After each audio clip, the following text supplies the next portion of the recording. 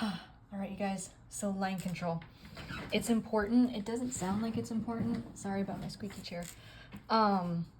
It's something that, maybe you never really think of, but it's something that's very important because, like I kind of wrote down here, like the standard in Art 1 is clean, straight lines. Because these are examples of what I shouldn't be seeing, at least right now. Just because like we want to improve. I think most of our lines are looking like that or like that right now. That's fine. Like I said, it's not bad, it's not evil. No one is gonna get mad at you for making lines like that. I'm not gonna get mad at you for making lines like that. The reason that we're doing this is because we want to improve and we want to learn new ways to create our lines. And this is the standard. This is what we are going for. Just clean, straight lines. Obviously you can tell that it wasn't made by like a ruler or anything, but you can tell that there is there's control in there. There's consistency in that line. Whereas in these, they look a little unsure. They look, I don't want to say messy, but they look a little more like free, like I said in here, these lines are not wrong. They can be stylized. Like, for example, I just found this laying on my table. These are very stylized lines. They're not all straight. They're not necessarily straight. They are kind of wobbly. Sometimes they are layered, but it's on purpose. It's stylized to look like a sketch. This artist was able to do this because they first learned how to make straight lines like this. They learned the rules, so now they can break them, because they also know the rules of, shape, of balance, of composition, and it's apparent in this illustration. That means that they can, kind of bend the rules of line because they have so many other artistic concepts on lock. So that's an example of how these lines can be stylized. But shaky lines tend to happen because you are either applying too much pressure or too little pressure. And I will show you what that looks like. So I often see students holding their pencils like down really low and pressing really hard. And it's difficult to get a straight line like that. That's about the best I can do, holding my pencil that hard. And then there's also students that hold their pencil. You can see my first draft of this paper. Ignore it. I also see students holding their pencil really lightly. It doesn't really matter how they're holding it, but I see them holding it really lightly. And I guess I'm just too goated at making straight lines.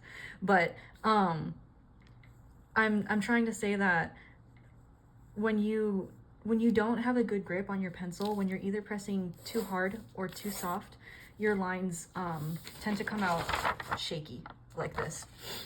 I also see people doing hairy lines, and I meant to say, I'm going to show you how to avoid making shaky lines later on. And I said pencil earlier, I meant utensil. A drawing utensil is just anything that you hold in your hand to make art. It can be a pen, it can be a pencil, it can be a paintbrush, it can be a marker, whatever. But right now we are using number 2 pencils. So make sure that you have your normal number 2 pencil. So yeah. I also see a lot of people making hairy lines. Hairy lines can look like this in art. This is an example of art from an old student of mine named Quentin, who he had these really big ideas. His execution is decent.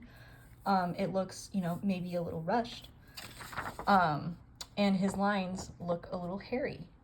It looks like he did kind of a scribbling motion to make these lines instead of just one straight line.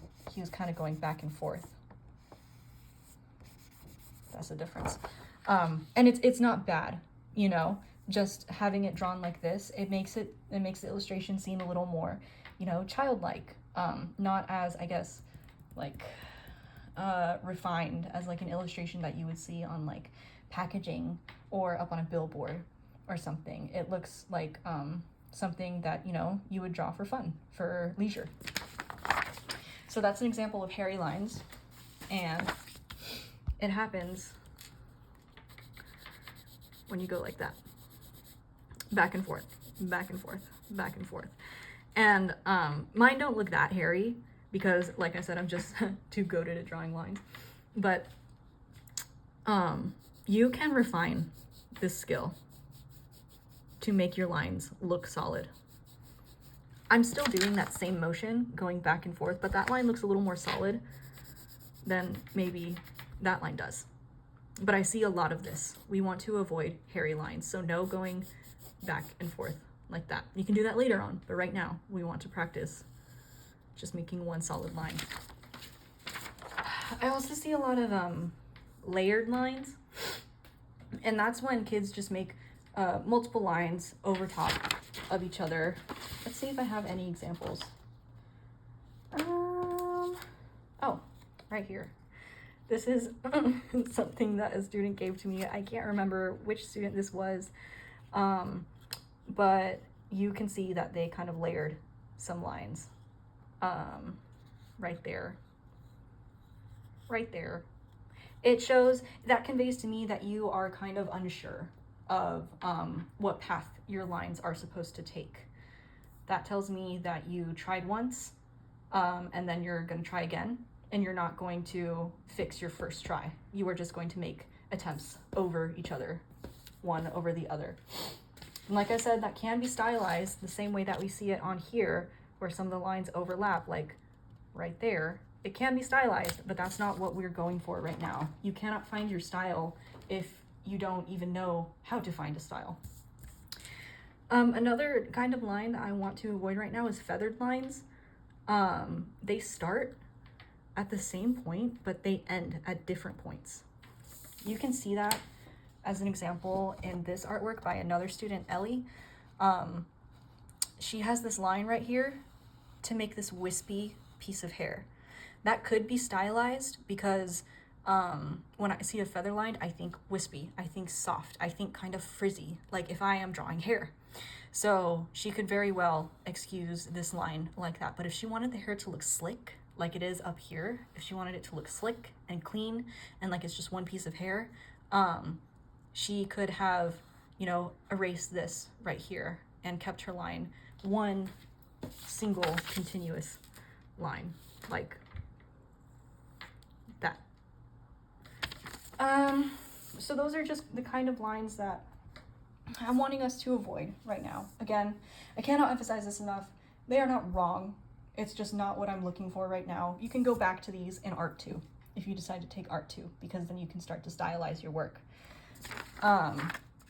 What we're gonna do right now is we are going to practice holding our pencils steady to create clean, straight lines like this. Remember how I said shaky lines happen because people either put too much pressure or too little pressure on their drawing utensil, or, I didn't read this out earlier, but they hold it far away from the tip of the pencil. So my printer isn't really working, you guys, so this copy looks pretty bad. That's why I was using the original first. But I'm gonna show you how to hold your pencil steady. If you hold your pencil closer to the eraser or closer to the end of the pencil if it does not have an eraser, this is what my line is going to look like. I am trying to get it to be as straight as possible. If I hold it way too close, like this, to the graphite, to the tip, my hand is going to drag along that paper, and it's going to create some like drag and some like, it'll make it look choppy, I guess. That's not really straight, it's kind of wavy. That sounds nitpicky, but like being able to draw a straight line is a really good skill, you guys. So the way that I remedy that is I hold my pencil kind of where the like the orange meets the brown. And it's different for everyone. Everyone's hands are built different. Everyone's fingers work different. It's okay. But I guess just what I'm trying to say is that don't hold it up super far or down super low to where your finger is like almost touching the graphite. that's not going to give you clean lines. Let's see. I also hold my pencil slanted, like, okay, here we go. Here's a hard surface that I can use as an example. I don't hold my pencil with the tip directly on the paper, like perpendicular to it. I don't hold it going straight down. I hold it tilted. I hold it kind of tilted. That allows me to vary my pressure and have more control. I also, if you can see right here, I don't have my entire hand on the paper. Again, it's different from person to person. If that works for you, if that's more comfortable for you and you can get a clean line by having your entire hand on the paper, by all means do it. This is an opportunity for you to experiment and figure out how to create a steady line. I'm not going to be grading you on like every single line that you make on this paper. It's an example, like not an example, it's an opportunity to fail and learn and grow and, you know, just like literally try something new. But going back to that, I kind of balance my pinky on the paper. That way, my pinky is the one thing that's staying stable, it doesn't move, and the rest of my hand can move. You kind of can do that with having your entire hand on the paper, but it's a little easier for me to do this as opposed, yeah, it's more difficult for me to do that. It's easier for me to have just my pinky on the paper. So experiment with how you hold your pencil or your drawing utensil, and experiment with how much pressure you put down, and just go slow to try and make straight lines.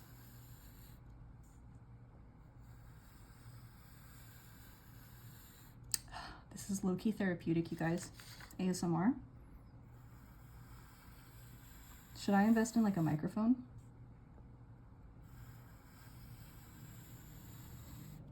It takes a few tries. You can see, even up at the beginning, my lines are a little shaky. They get straighter as I go. You can also experiment with the angle that you hold your paper in. It might be a little easier for me to make a straight line holding my paper at an angle. Yeah, kind of is, not gonna lie. There's more practice on the back. It's hard to see, let me get my other piece of paper. We're gonna experiment with pressure, with how much pressure we put on our pencil. And that does not mean changing how we hold it. It just means like, it means changing how we hold it, but not where we hold it. Just how hard we are holding it. You can see that like my finger is kind of going, can you see? My finger is kind of going white no, you can't see. But like, yeah, just how hard or soft you hold your pencil. I want you guys to make two different kinds of lines in this empty space right here. Let me change it. Well, actually, no, I'm not gonna do that. I want you to experiment with making a line that starts with hard pressure and then you gradually stop holding your pencil as hard and you lighten up as you go along. That's the first kind of line that I want you to make. Again, you can experiment with how you hold your paper, and I want you to make lines like that. Can you see how it's darker at the front and lighter and thinner at the end? That is what I want you to experiment with. Just do it over and over and over again until you can see a difference between the front and the back and a gradient in the middle. The next kind of line that I want you to experiment with making is just small lines at different kinds of pressure. Applying a lot of pressure, a normal amount of pressure, and a light amount of pressure. The normal amount of pressure would be the lines that we did on this side. Just how you would normally hold your pencil to make a line. How you would hold your pencil to, write your name. Unless you write with like a lot of pressure. I've also seen people who write like very darkly or very lightly. They use a lot of pressure when they write. Try to find a midpoint between hard and light. So make a few lines using a lot of pressure make a few lines using normal pressure. Make a few lines using very light pressure.